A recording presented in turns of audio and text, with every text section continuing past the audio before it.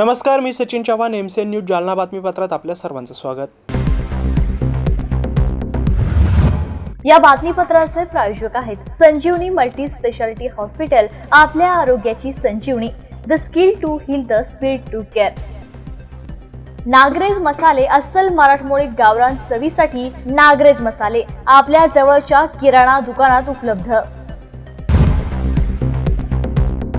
जालना जिल्हाधिकारी डॉक्टर श्रीकृष्ण पांचाळ यांच्या आदेशानुसार वाळू माफिया विरोधात महसूल आणि पोलिसांनी कंबर कसली आहे।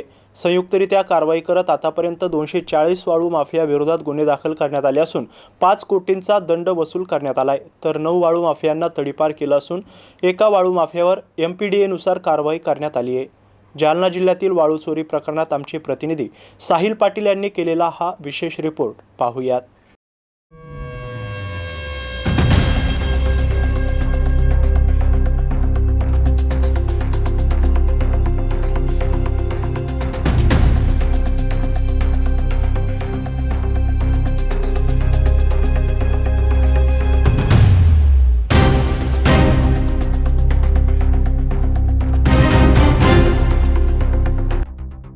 जालना सोने का पालना अशी म्हण रूढ असली तरी जालन्याच्या गुन्हेगारी विश्वाला या व्यवसायाचा आशीर्वाद आहे। जालना जिल्ह्यात गोदावरी, दूधना, पूर्णा अशा मोठ्या नद्या असल्याने जिल्ह्यात वाळू माफियांची संख्या देखील मोठी आहे। यातूनच गंभीर आणि किरकोळ स्वरूपाचे गुन्हे वारंवार घडत असून पोलीस प्रशासनाला देखील या वाळू माफियांचा दररोज ताप आहे। यातच आता जिल्हाधिकारी डॉक्टर श्रीकृष्ण पांचाळ हे ॲक्शन मोडवर असून त्यांनी जिल्हाभरातील वाळू माफिया विरोधात कारवाई करण्याच्या सूचना पोलीस अधीक्षकांना आणि महसूल प्रशासनातील अधिकाऱ्यांना दिल्या आहेत। त्यानुसार गेल्या काही दिवसात 240 वाळू माफिया विरोधात गुन्हे दाखल करण्यात आले असून 230 वाळू माफियांना अटक करण्यात आली आहे, तर त्यांच्याकडून तब्बल 5 कोटींचा दंड वसूल करण्यात आलाय। शिवाय जिल्ह्यातील 9 वाळू माफियांना तडीपार करण्यात आलं असून एका वाळू माफिया विरोधात MPDA नुसार कारवाई करण्यात आल्याची माहिती जिल्हाधिकारी डॉक्टर श्रीकृष्ण पांचाळ यांनी दिली आहे। त्यामुळे आता जिल्हाभरात वाळू माफियांचे धाबे दणाणले असून अवैध वाळू चोरीला मोठा ब्रेक लागल्याचं पाहायला मिळतंय। मागच्या काही महिन्यांपासून कारवायांचं सत्र सुरू होतं आणि त्यामध्ये त्याच्यात संयुक्त नियोजन करून काही एक डिटरंट प्रोव्हिजन सगळे वापरून त्यानुसार मोठ्या प्रमाणात कारवाया करण्यात येत आहेत। त्यामध्ये पोलीस प्रशासन असेल, त्याच पद्धतीने RTO विभाग असेल, तर यांचं देखील जे वाहनं आहेत ते number plate, without number plate वाहनं असतील, काही स्कॉर्पिओ फिरत असतील, हे बाकी सगळे पर्याय वापरून ते देखील तशा पद्धतीने कारवाई करण्यात येत आहेत। एकूण आज रोजीपर्यंत साधारणतः 240 कारवाया याच्यामध्ये झालेल्या आहेत आणि 210 आरोपी जवळपास हे पोलिसांनी अटक केले होते, ज्याच्यामध्ये काही त्यांचा जेव्हा कारवाई केली जाते तेव्हा मॉब तयार करणे, त्याच पद्धतीने कर्मचाऱ्यांवर दबाव टाकणे, काही कर्मचाऱ्यांवर हल्ला झालेले पण आहेत आणि काही हल्ल्याचे प्रयत्न झाले। त्यामुळे संयुक्त पथक देखील जास्त ॲक्टिवेट केले आहेत, ज्यामध्ये पोलिसांचा देखील सहभाग पथकांमध्ये ठेवण्यात येतोय। बैठे पथक वाढवण्यात आलेले आहेत। 240च्या जवळपास वाहनं आज रोजी जप्त केलेली आहेत आणि 5 कोटीच्या जवळपास हा दंड त्याच्यावरती आकारण्यात आलेला आहे वेगवेगळ्या याच्यामध्ये। काही JCB असतील, केनी, त्याच पद्धतीनं जे साहित्य वापरलं जातं त्याचे देखील जप्ती केलेली आहे। यासोबतच जे संघटित गुन्हेगारीमध्ये काही वाळूचे लोक वळत आहेत तर त्यावरती कायद्याचे इतर प्रोव्हिजन देखील कडकपणे लावण्यात येत आहे। 9 जण एकूण जिल्ह्यामध्ये तडीपार करण्यात आलेले आहेत। एका व्यक्तीवरती MPDA देखील जो सगळ्यात डिटरंट प्रोव्हिजन आहे तो देखील करण्यात आलेला आहे आणि मकोकाच्या अंतर्गत देखील ज्यांनी बॉडी ऑफेन्स केलेला आहे आणि रेतीचे गुन्हे आहेत तर ते देखील पोलीस विभागामार्फत त्याच्या पद्धतीनं कारवाया सुरू आहे। आज रोजी ज्या पद्धतीनं संयुक्त नियोजन केल्यानंतर जास्त इफेक्टिव्हनेस, जास्त चांगल्या पद्धतीनं कारवाया करता येतात, तर त्या पद्धतीनं नियोजन केलं पोलीस विभाग, RTO विभाग यांच्यासोबत मिळून महसूल विभाग हे तिन्ही विभाग एकत्र येऊन सर्व ठिकाणी कारवाया करत आहेत आणि ज्या भागामध्ये गुन्हेगारीचं प्रमाण वाळू माफियाचं वाढलेलं आहे तर त्या भागामध्ये विशेष लक्ष जिल्हा स्तरावरून देण्यात येतं। जिल्ह्याची पथकं असतील ते त्या भागामध्ये पाठवण्यात येतात आणि मी सर्व गावं असतील तर तिथेही म्हणेल की कोणत्या गावकऱ्यांनी याच्यामध्ये सहकार्य करू नये वाळू माफियांना वाळू रेती चोरीला. शासकीय कामांसाठी लागणारी वाळू आणि त्याच पद्धतीनं जी आपल्याला घरकुलासाठी वाळू लागते तर ती उपलब्ध करून देण्याची सोय प्रत्येक तहसीलमध्ये करण्यात आलेली आहे. मागच्या वर्षी 23 घाट आणि 8 डेपो आपण तयार केले होते आणि यावर्षी देखील जे नवीन वाळू धोरण येईल तर त्यासाठी पूर्णपणे तयारी करण्यात आलेली आहे. 30च्या जवळपास ज्या पर्यावरणाची अनुमती एन्व्हायरमेंटल क्लिअरन्स असणारे घाट हे सर्व आपण प्रोसेस म्हणजे जनसुनावणी असेल, सर्वेक्षण असेल, EC क्लिअरन्स असेल, असं 30 घाटांची आपण पावसाळ्याच्या नंतर इमिडिएटली कारवाई करून ते तयार ठेवले आणि 14 घाट आहेत जे पर्यावरण अनुमतीसाठी पाठवले. असे जवळपास एक 45 घाटाच्या जवळपास आणि 2 लाख ब्रासपेक्षा जास्त रेती उपलब्ध होऊ शकते अशी तयारी करून ठेवली आहे. धोरण आल्यानंतर लगेच त्याच्यामध्ये तातडीने कारवाई करण्यात येईल. मागच्या वर्षी देखील 23 घाट आणि 8 डेपो अशा पद्धतीनं त्या धोरणानुसार प्रशासनानं कारवाई केली होती. तर नवीन धोरण आल्यानंतर त्या पद्धतीनं लगेच त्याच्यात कारवाई करण्यात येईल आणि शासकीय कामं असतील, घरकुल असतील तर यासाठी लागणारी रेती त्या संबंधित तहसीलदारांकडं जे जप्त केलेले वाळू साठे असतात आणि काही डेपोमधले जे मागच्या वर्षीच्या याच्यामध्ये काही साठा असतील तर त्यामध्ये उपलब्ध करून देण्यात येत आहे. तशी मागणी त्यांनी संबंधित तहसीलदारांकडे नोंदवावी आणि जे प्रशासन रेती चोरीवरती आळा आणते तर त्यामध्ये काही नागरिकांनी देखील त्यामध्ये सहकार्य करावं आणि रेती चोरीला मी हेच म्हणेल की प्रशासन संयुक्तपणे काम करत आहे. तर त्यामुळं कोणीही याच्यामध्ये रेती चोरीमध्ये चुकीचं काम करू नये आणि कर्मचाऱ्यांवर प्रशासनावर दबाव आणण्यासाठी कोणीही त्याला सहकार्य करू नये. जालना शहरातील मोकाट जनावरे आणि मोकाट कुत्र्यांचा सुळसुळाट वाढला असून लवकरच या विषयासंदर्भात उपाययोजना करणार असल्याची माहिती महानगरपालिका प्रशासनाने दिली आहे. जालना शहरात ठिकठिकाणी चौकात मोकाट जनावरे आणि मोकाट कुत्र्यांचा सुळसुळाट आपल्याला पाहायला मिळत आहे. सर्वसामान्य नागरिक या मोकाट जनावरांपासून आणि मोकाट कुत्र्यांपासून हैराण झाले आहेत. मोकाट जनावरांसाठी महानगरपालिकेच्या वतीने अमृतवन येथे कोंडवाडा बांधण्याचे काम सुरू असून साधारणतः 1 महिन्याच्या कालावधीत तो कोंडवाडा बांधण्याचे काम पूर्ण होईल आणि त्या ठिकाणी मोकाट जनावरे ठेवण्याच्या उपाययोजना महानगरपालिका प्रशासन करीत असून त्याचबरोबर मोकाट कुत्र्यांच्या उपाययोजनेसंदर्भात सुद्धा मोकाट कुत्रे पकडण्याच्या कंत्राटदाराने जो काही महानगरपालिका प्रशासनाच्या वतीने करार केला होता तो करार अर्धवट सोडून न सांगता तो कंत्राटदार निघून गेला आहे. त्यामुळे महानगरपालिका प्रशासनाने त्या कंत्राटदारावर कायदेशीर कारवाई करत त्याचे कंत्राट रद्द केले आहे आणि नव्याने प्रोसेस करून नवीन कंत्राटदार शोधण्याचे काम सुरू असल्याचं महानगरपालिका प्रशासनाच्या शहरातील मोकाट जनावरांचा सुळसुळाट त्याचबरोबर मोकाट कुत्र्यांचा सुळसुळाट यावर काही उपाययोजना केल्या जात आहेत का महानगरपालिकेच्या वतीने?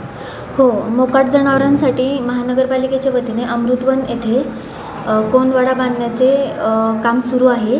साधारणतः 1 महिन्याभरात तो कोंडवाडा जो आहे तो सुरू होऊन जाईल. आणि मोकाट कुत्र्यांच्या बाबतीत आपण मागच्या वर्षी करार केला होता, टेंडर केलेलं होतं, परंतु त्या कंत्राटदाराने अर्धवट काम करून पहिलं धावते देयक अदा झाल्यावर काम न सांगता बंद केलं. त्यामुळे आपल्याला ते काम करून घेण्यात अडचणी येत होत्या.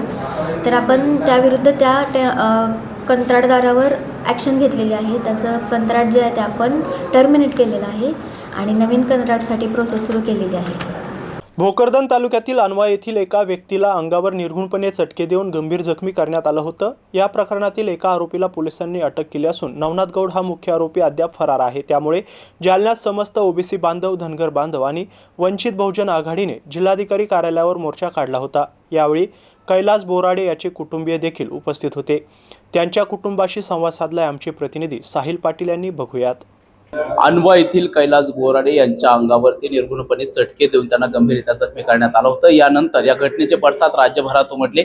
आज त्यांच्या कुटुंबियांनी न्याय मागण्यासाठी जिल्हाधिकारी कार्यालयावर मोर्चा काढलाय. आपल्यासोबत त्यांचे कुटुंबीय आहेत.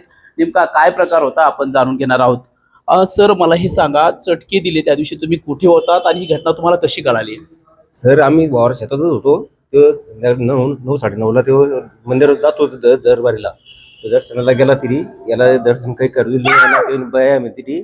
ते म्हणून घेऊन बाया असू दे, मला नुसतं दर्शन करू दे, मी चाललो. तसंच त्यानं सोन्यानं त्याला मागं ओढून चटके ते दिले. त्याला अनेकांनी त्यांच्यावरती मद्यपानाचा देखील आरोप केलेला आहे. नेमकी परिस्थिती काय होती? 1-1.5 महिन्याच्या बादमध्ये ही पाईपलाईन खणत होता नवनाथ दोडन त्यो. त्याचं म्हणणं पडलं की भाऊ मदत नका घेऊ, रोड खराब होईल, साईडला घ्या. ते तू मालक आहे का, तू हे का, आणि तू शिल्लक बोर्डाला का, तेव्हा ते म्हणे की तुला JCBचं गड्डे करून त्यात गाडून टाकीन. तेव्हा बी त्याला मारहाण करेली दोघा भावांना. पण आम्ही मनावर घेतलं नाही, म्हणलं जाऊ द्या गलती झाली असण्याची तिथं. त्याच्यामुळे पण 1.5 महिन्याच्या बादमध्ये पुन्हा मंदिरावर डावळ साधला येतो. त्याचा बदला काढा आहे कसा बी. कैलास बोराडे यांच्या पत्नी देखील आहेत. ताई, मला सांगा नेमकी त्या दिवशी काय प्रकार घडला होता आणि तुम्हाला कसं कळालं? तर रात्री मंदिरात गेले होते. त्यांनी काय केलं ते आम्हाला काय माहिती नाही. आम्हाला दुसऱ्या दिवशी सकाळी माहिती पडलं. आणि त्यांनी 1-1.5 महिन्यापूर्वी त्याचा काही वाद झाला होता पाईपलाईनच्या याच्यावरून. त्यांनी तेव्हा पण धमकवलं होतं, मारटोक केली त्यांना. आणि नंतर मग त्यांनी त्या शिवरात्रीच्या दिवशी त्यांना खूप मारहाण केली आणि चटके पण दिले. आता ह्या त्यांच्या कुटुंबाकडून तुम्हाला काही दबाव वगैरे आहे का? त्यांचा असा दबाव आहे, दहशत आहे त्यांची आम्हाला. त्यांनी 1-2 वेळेस अशा धमक्या पण दिलेल्या आहे त्यांना. आम्हाला फक्त न्याय पाहिजे एवढंच आमचं म्हणणं आहे. या प्रकरणातील ज्यानं चटके दिले तो आरोपी अटक आहे. आणखी काय मागण्या आहेत तुमच्या? त्या आरोपीला, त्याच्या दुसऱ्या आरोपीला पण, नवनाथ दौडला पण लवकरात लवकर अटक करावी अशी आमची मागणी आहे. नवनाथ दौडचं तुमचं यापूर्वीचे कोणते वाद होते आणि कशामुळे ते असं करताय तुमच्या कुटुंबासोबत? नाही, माझ्या भावाचाच वाद होता त्या संघ. त्यांना पहिले 2-3दा तिचं असं होईल तिच्या संघ. त्याच्यामुळे त्याने हे डाव तिचा शिवरात्रीची हे केला. नवनाथना फोन केल्याशिवाय तो ना हे करू शकत नाही. त्याच्यामुळे ते म्हणणे आमचा न्याय पाहिजेत बस. तुमच्या भावाला उपमुख्यमंत्री एकनाथ शिंदे यांचा फोन आला होता, काय आश्वासन दिलं त्यांनी? त्यांना दवाखान्याचा खर्च भरायचं हे बोलेल एकनाथ साहेब. आता काय मागणी आहे तुमची? आम्हाला फक्त न्याय पाहिजेत. दुसरा आरोपी नवनाथ दोडे आरोपी अटक व्हायला पाहिजे एवढं म्हणणं आहे आमचं, दुसरं काहीच नाही. आणि आम्हाला न्याय पाहिजे. एकंदरीतच या प्रकरणात एका आरोपीला अटक केली असली तरी या प्रकरणाला खतपाणी घालणारा मुख्य आरोपी नवनाथ दौडा त्याला जोपर्यंत अटक करत नाही तोपर्यंत आम्ही आमचा लढा लढणार आहोत, अशी प्रतिक्रिया कैलास बोराडे यांच्या कुटुंबियांनी व्यक्त केली आहे. Sahil Patil, MCN news, Jalna. जालना सहकारी साखर कारखाना बचाव कृती समितीच्या वतीने नांदेड जालना समृद्धी मार्गास कारखाना परिसरातून जाण्यास विरोध करण्यात येतोय. आज याबाबत पत्रकार परिषदेत माहिती देण्यात आली आहे. जालना सहकारी साखर कारखान्यामधून जाणाऱ्या नियोजित नांदेड जालना समृद्धी महामार्गास फेरनिरीक्षण करावे.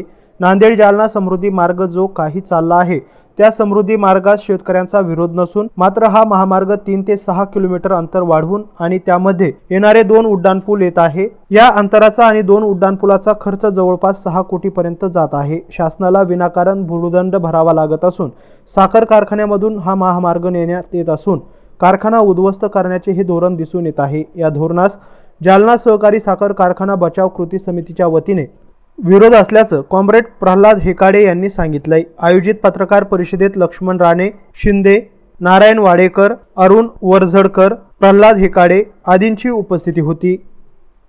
सांगा की आज पत्रकार परिषद घेतली, काय नेमकं उद्देश आहे? आमचा उद्देश नांदेड जालना समृद्धी महामार्ग जो चालला, या समृद्धी महामार्गात आमचा विरोध नाही, परंतु हा महामार्ग 3 ते 6 किलोमीटर अंतर वाढवून आणि 2 उड्डाणपूल वाढवून जेणेकरून या अंतराचा आणि उड्डाणपुलाचा खर्च जवळपास 500, 550, 600 कोटीपर्यंत खर्च शासनाला भुर्दंड भरावा लागून आणि तो कारखान्यामधून रस्ता नेऊन कारखाना उद्ध्वस्त करण्याचं जे शासनाचं धोरण आमच्या लक्षात आलेलं आहे. या धोरणाला आमचा विरोध आहे. कारखान्यातून रस्ता जाण्यास आमचा विरोध आहे. तसं आम्ही शासनाला वारंवार कळवलेलं आहे, कलेक्टरमार्फतही कळवलेलं आहे. ऑब्जेक्शन सुरुवातीपासून आम्ही ऑब्जेक्शन घेतले, आमची कुणीही दखल घेतलेली नाही. म्हणून आज पत्रकार परिषद घेऊन शेवटचा पर्याय म्हणून आम्ही शासनाला आपल्यामार्फत आम्ही ही आमची सूचना मागणी मागतोय की कारखान्यातून हा रस्ता नेऊ नका. भविष्यामध्ये हा कारखाना आमचा परत मिळणार आहे याची खात्री ही आम्हाला 100% आहे.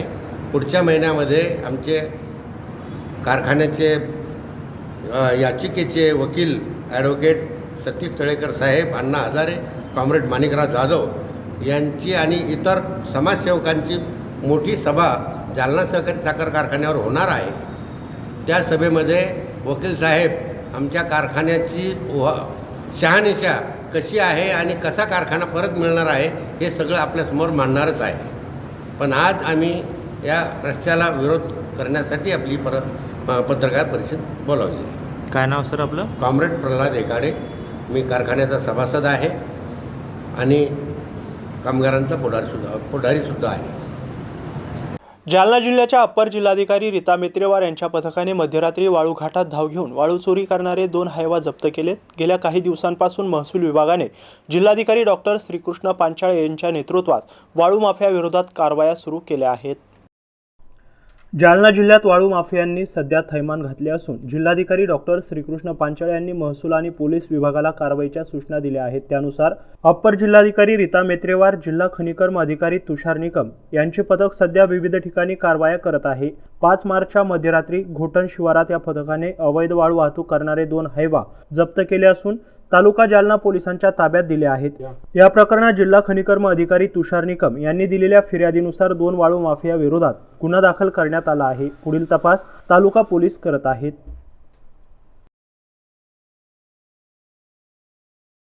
जालन्याच्या अनवा घटनेतील फरार आरोपीला अटक करा अशी मागणी करत जालना जिल्हाधिकारी कार्यालयावर वंचित बहुजन आघाडीने आज धडक मोर्चा काढला होता. ओबीसी आंदोलक नवनाथ वाघमारे हे देखील या मोर्चात सहभागी झाले होते. जालन्याच्या अनवा घटनेतील फरार आरोपीला अटक करा अशी मागणी वंचित बहुजन आघाडीने केली आहे.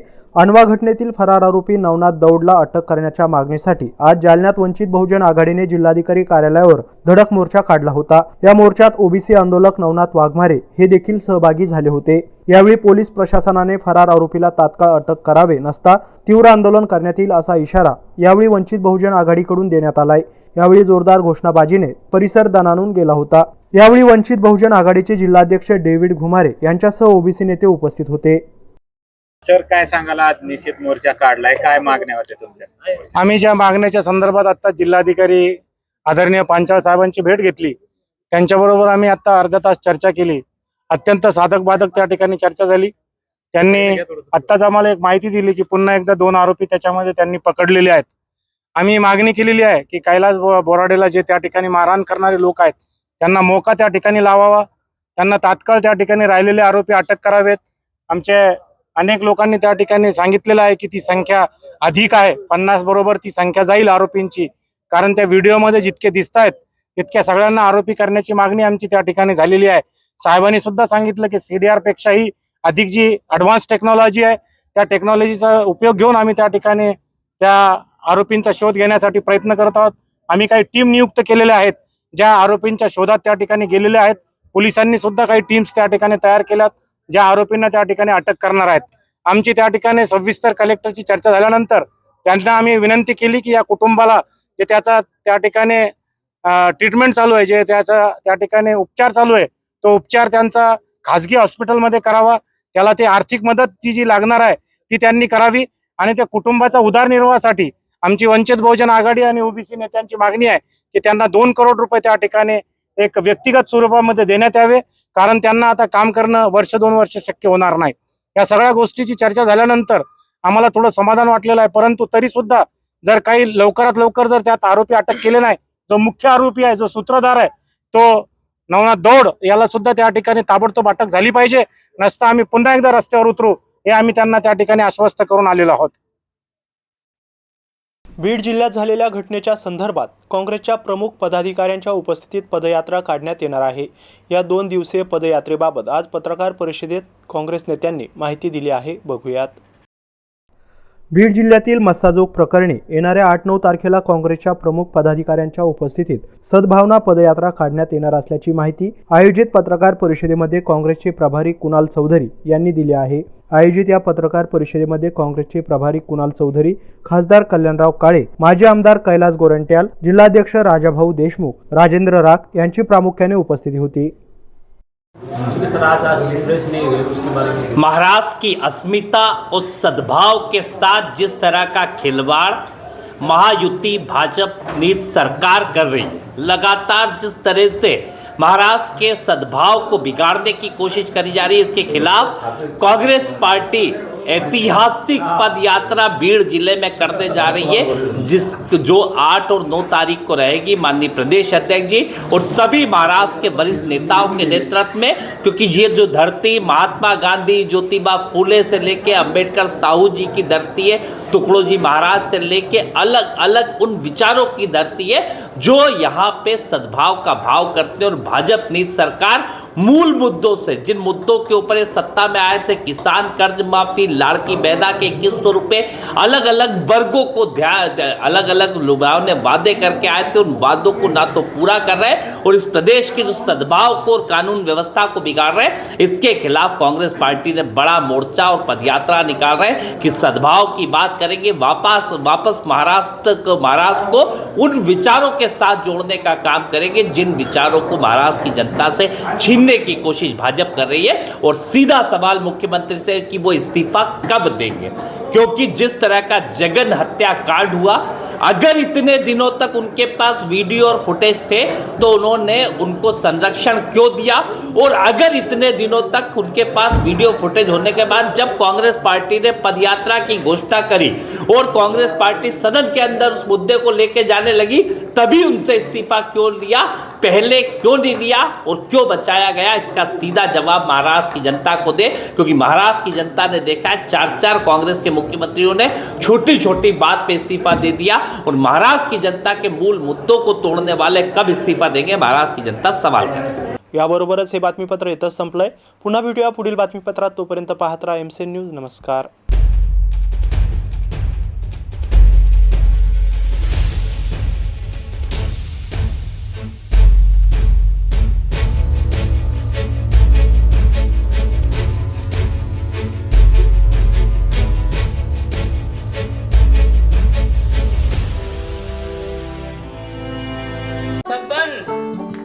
आपको कलेक्टर साहिबा के हाथों से इनामी घर मिल रहा है।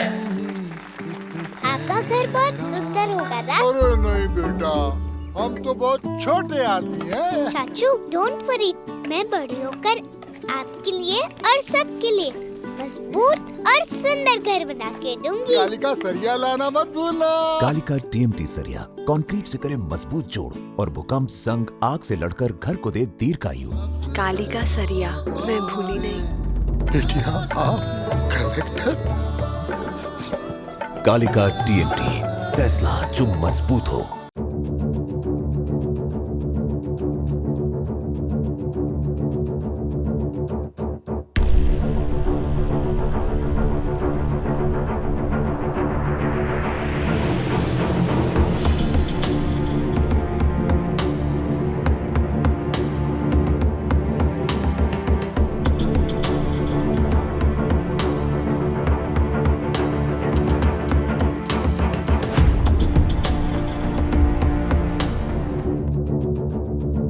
जालना शहर महानगरपालिका जालना शहर महानगरपालिका हद्दीतील सर्व मालमत्ता कराच्या थकबाकीवर 1 जानेवारी 2025 पासून 2% शास्ती आकारण्यात येत आहे। तरी सर्व थकबाकीदारांनी त्यांच्याकडे बाकी असलेल्या कराचा भरणा करावा, नसता जप्तीची कारवाई करण्यात येईल, असे आवाहन जालना शहर महानगरपालिकेचे आयुक्त श्री संतोष खांडेकर यांनी केले आहे।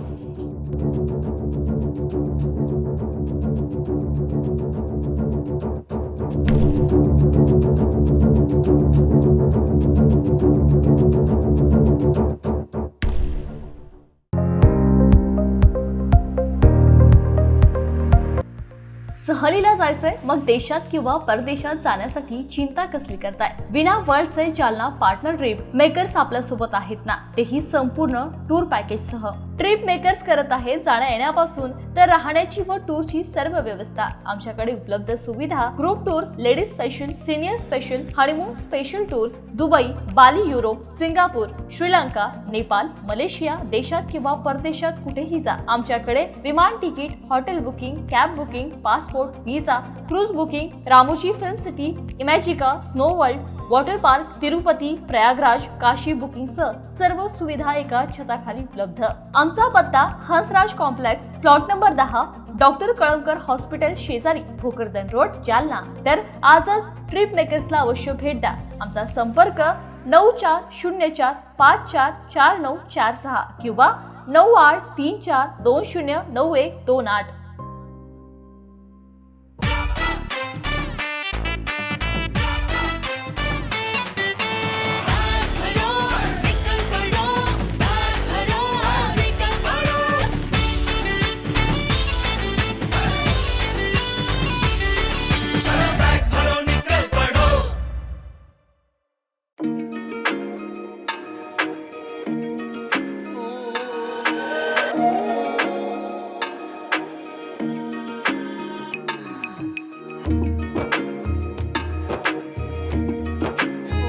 उच्चतम वर्ग कृषी उत्पन्न बाजार समिती जालना, श्री छत्रपती शिवाजी महाराज बाजार संकुल, भोकरदन, देऊळगाव राजा, रिंग रोड, नवीन मोंढा, जालना, उपबाजारपेठ, रामनगर, नेर, सेवली. महाराष्ट्रातील अग्रगण्य बाजारपेठेची काही ठळक वैशिष्ट्ये. गरजवंत शेतकऱ्यांच्या मुलांकरता शहरामध्ये शिक्षण घेता यावे म्हणून बाजार आवारामध्ये मोफत वसतिगृहाची सुरुवात. बाजार आवारात शेतकरी व इतर बाजार घटकांकरिता नाममात्र दरामध्ये आरो फिल्टरचे पिण्याचे पाणी. बाजार संकुलात भुसा, गुळ, फळे व भाजीपाला, मोसंबी तसेच होलसेल किराणा, सीड्स मार्केट व शेतपूरक सर्व व्यवसाय एकाच बाजार आवारामध्ये एकत्रितपणे सुरू. शेतकऱ्यांनी शेतमाल विक्री केल्यानंतर 24 तासांच्या आत पेमेंट शेतकऱ्यांना अदा करण्यात येते. सर्व शेतमालाचे वजन इलेक्ट्रॉनिक वजन काट्याद्वारेच. उपबाजारपेठ सेवली येथे दैनंदिन बाजारपेठ सुरू करून शेतकऱ्यांच्या वाहन खर्चामध्ये बचत. रेशीम उत्पादक शेतकऱ्यांसाठी रेशीम कोष मार्केटची यशस्वी सुरुवात. शेतमाल तारण कर्ज योजनेद्वारे शेतकऱ्यांना दिलासा. 24 तास इलेक्ट्रॉनिक्स भुईकाट्याची व्यवस्था. शेतकऱ्यांसाठी आवाहन: शेतकऱ्यांनी आपला शेतीमाल बाजार आवारात विक्री करता आणताना ओलावा, काडी, कचरा विरहित आणावा, ज्यामुळे आपल्या शेतमालास योग्य व जास्तीचा बाजारभाव मिळेल. शेतकऱ्यांनी आपल्या शेतीमाल बाजार समितीच्या बाजार आवारात विक्रीसाठी आणावा आणि खासगी व्यापाऱ्यांकडून आपली होणारी फसवणूक टाळावी. शेतकऱ्यांनी शेतमाल विक्री केल्यानंतर आपली शेतकरी पट्टी तपासून पाहावी. नियमाविरुद्ध इतर कोणतीही कपात झाल्याचं निदर्शनास आल्यास बाजार समितीशी संपर्क साधावा. मुख्य प्रशासक माननीय आमदार श्री अर्जुनराव पंडितराव खोतकर, उपमुख्य प्रशासक माननीय श्री भास्करराव मुकुंदराव दानवे, सचिव मोहन कन्हेराम राठोड, प्रशासकीय मंडळी सर्व श्री माननीय आमदार अरविंद बाजीराव चव्हाण, राहुल गोवर्धन गवारे, कालिंदा कैलास ढगे, तुकाराम कमळाजी खरजुले, नरसिंग गणेशराव गोरे, संदीप विठ्ठलराव वाघ, भगवान रामदास अंभोरे, रशीद पहलवान, ज्ञानेश्वर उत्तमराव शेजूळ, सहदेव बाबासाहेब मोरे, आलम खान, मुनीर खान पठाण, संतोष उत्तमराव मोहिते, राजेश रामभाऊ राऊत, विष्णू माणिकराव पाचफुले,